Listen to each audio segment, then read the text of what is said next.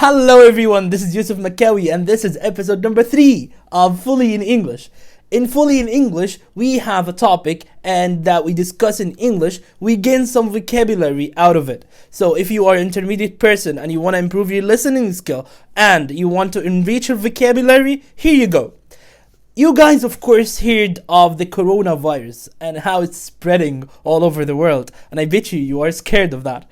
But today, we're not gonna have the coronavirus. We're gonna take some vocabulary about it. And the first thing is, in a disease, like a person has a disease, and this disease goes from a person to another.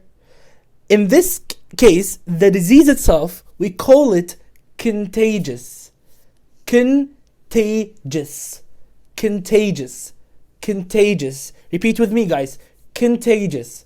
So, if a disease has the ability to move from a person to another by close contact, we call it contagious. For example, the coronavirus is highly contagious. It spreads all over the world. That's the first word. Contagious. Contagious. Let's go for the second word. The second word is infected. Infected. If somebody has a disease, he is infected with the disease. If somebody has the disease, he is infected with the disease. Okay? For example, China, let's go Rohan province is infected with the coronavirus.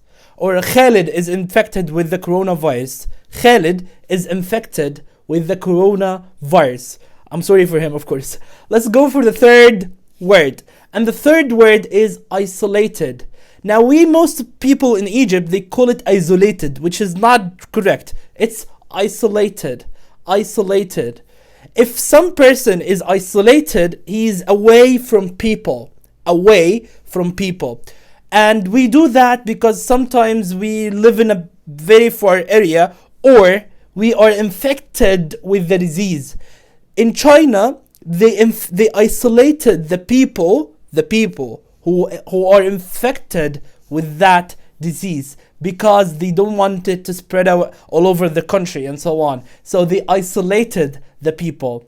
Those are the three words. The first word is contagious, and the second word is infected. The third word is isolated. Isolated. Those are the three words. I hope that you have learned something today. Thank you so much. Keep watching us and keep waiting for us every Friday. Thank you so much and see you. Bye.